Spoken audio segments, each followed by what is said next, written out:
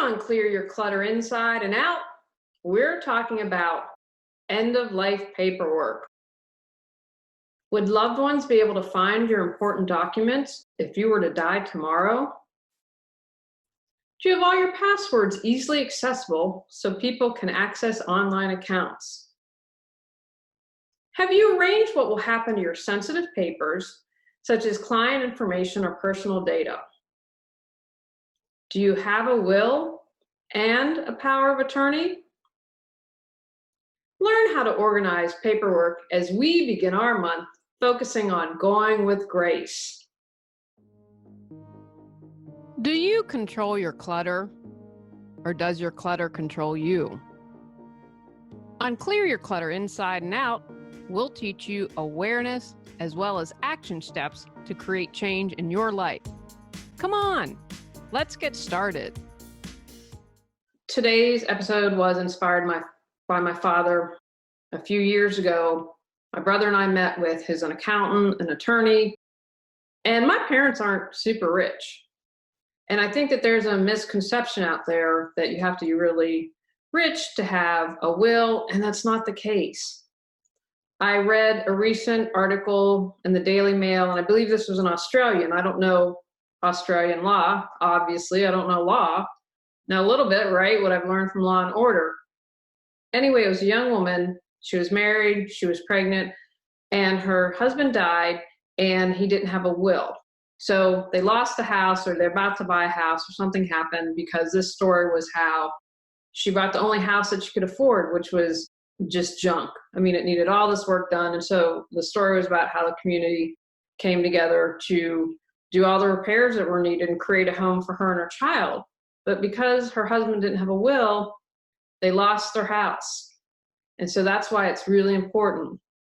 I mentioned in another podcast, again, bringing it up because she's so famous, Aretha Franklin didn't have a will. Now, again, they think they found a handwritten will in the couch, but there's all this contesting of the will. There's all this money. She didn't have checks cashed. It was just a hot mess. Her paperwork obviously wasn't organized well at all.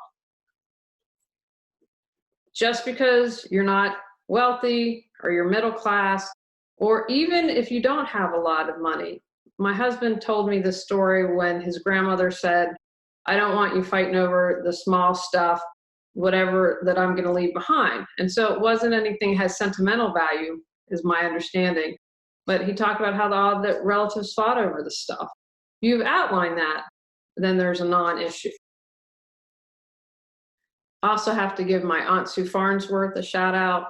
She is a retired estate attorney and has helped me as I focus my business. I refocused it because after this conversation with my father, seeing friends, I'm now 50, seeing friends dying and not having wills, and seeing the suffering of people left behind, Aunt Sue was very helpful with me creating lists and doing things to be able to help people with end-of-life planning and organization. So I wanted to give a huge shout out to Aunt Sue. Another reason, when I was living in Los Angeles, I first moved to Los Angeles and was a quote-unquote personal assistant for a very short time for this guy. And I'll never forget, I walked into the accountant's office with a paper bag full of receipts, and the organizer in me is just cringing, right? I'm like, oh my gosh, I can't believe that I'm showing up with unorganized receipts. Who does this? And I remember apologizing to the accountant. I mean, it wasn't even my stuff, and I was embarrassed. And she was like, oh, don't even worry about it because I'm getting paid. And I thought to myself, she's probably hiring some high school kid for $10 an hour, even if it was 20 years ago or whatever, to organize these receipts and charging her accountant's rate. And I thought, well, why not? You have a business to run, and you have been given a hot mess, and you have to spend all your time organizing. Every year I give my accountant an organized spreadsheet. I have folders organized, so God forbid, I hope I'm never audited. I'm not going to pay to have someone else organize my paperwork. So if you're organized, you could go to an attorney and say, okay, I have everything organized, drop the will. I'm going to assume that it will save you money. If you're not going to go to an attorney, then it's going to be easier for your errors to find everything that you need. Or if you use something like LegalZoom, again, you'll have that good balance of having all your paperwork in one area. In February 2017, AARP had an article, Haven't Done a Will Yet? And in this article, they said that the top 2 reasons people hadn't done estate planning or failed to have a will is 47% said they hadn't gotten around to it, right? Because we think that we're going to live forever. That's one of the reasons that I wanted to start doing this, because I thought people think that. And then someone else has to clean up the mess. And instead of people being able to grieve, they're worrying about finding all this information. And the other 29% felt that they didn't have enough assets to leave to anyone. And I mentioned that at the beginning. It doesn't matter. You have something, and if it's important or value to you, you want to be able to designate who you want to leave that to. Again, I don't want the government to have my stuff. I've worked hard. I want to have it save cats or have my nieces and nephew get some value out of it. This same article found that only 4 in 10 American adults have a will or living trust. Now, 81% of those aged 72 or older, and 58% of boomers aged 53 to 71 do. So as you get older, people are like, get near the end. But again, I'm 50 and I've already seen more friends than I've wanted to see pass. So I would encourage you to do that. In August 2017, NPR did a little show, Many Avoid End-of-Life Care Planning, study finds. Even though advanced directives have been promoted by health professionals for nearly 50 years, which that really shocked me. I was surprised that they've been promoting that long. Only about 1/3 of US adults have them. People with chronic illnesses were only slightly more likely than healthy individuals to put their wishes down on paper. Of the nearly 800,000 surveyed, 37% completed some kind of advanced directive. Of those, 29% completed living wills, 33% filed healthcare proxies, and 32% remained undefined, meaning the type of advanced directives wasn't specified or was combined. People older than age 65 were significantly more likely to complete any type of advanced directive than younger ones. 46% of older people versus 32% of those who were younger. But the difference between people who were healthy and those who were sick when they filled out the directive was much smaller, 33% compared to 38%. And I just share those statistics. You're not alone. Again, we never know when our numbers call. And this topic's important to me because when you've accepted death, you can live your life fully. This is why I have concentrated my business now on life coaching and end-of-life planning and organization. Because I want people reawakening their brilliance. I want people following their passions. And the biggest fear for just about all of us is death. We know it's going to happen. I believe in reincarnation, although I'm tweaking that with all the quantum physics things that I'm reading about everything going on simultaneously. But once we've accepted death, we can live our life fully. And so having these conversations, and my hope also with this month's episode and the work that I do is to open up conversations if you're caring for someone that's elderly. I have had friends that they haven't known anything and their parents have passed, and it's added more stress to their grief. And it's a subject that sometimes is avoided a lot. My father, it appears from just what I read among friends, is in the minority about having these conversations with us. I'm so grateful though, because again, we will be able to spend our time grieving instead of finding out all this stuff and where it's located. Another thing that's great about having these conversations is that you can make sure nothing's missing. When we had the initial conversation with my father, we're like, well, what does mom want to do with social media? What about anything online? That's something that you all need to address.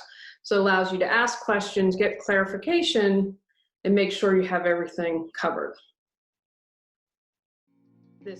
When you prepare for death, you can live your life fully. Where is all that information to your online assets, and would people know how to find it? What do you want people to remember about you? If you were to die suddenly, who would take care of your pets? Julie Coraccio can support you in end-of-life planning and organization. Visit reawakenyourbrilliance.com to learn more. Today we're going to talk about paperwork. This is by no means a comprehensive list. I don't have enough time to do podcasts on this. It would be hours and hours. So this is to get you thinking, to get you started, to get you moving in the right direction. These are different categories that you might want to consider.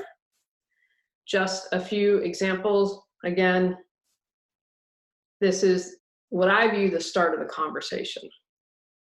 So some of the areas where you might have paperwork. Legal. So that's going to include, obviously, your will, your power of attorney, and things like certificates and trusts. You may end up setting up a trust in addition to your will. My understanding, I think I read somewhere that Aretha Franklin had a child that was disabled or autistic or something like that and had set up a trust for that child. Health. That could include living wills, end-of-life care, and I really encourage you to think that through. There is a great documentary on HBO. I have the resource on my website, and it's about different ways to die. I think Tony's probably going to choose a space option. I have no idea how much that costs, and I thought the green burial looked kind of cool. And how do you want your physician orders for life-sustaining treatment? That's called a POLST document, POLST. I don't want to suffer and suffer. Pull the plug when we're ready. So those are the type of health documents you'll have. Finances, a big one, because you're going to have to get all that taken care of. Bank accounts, insurance, monthly expenses.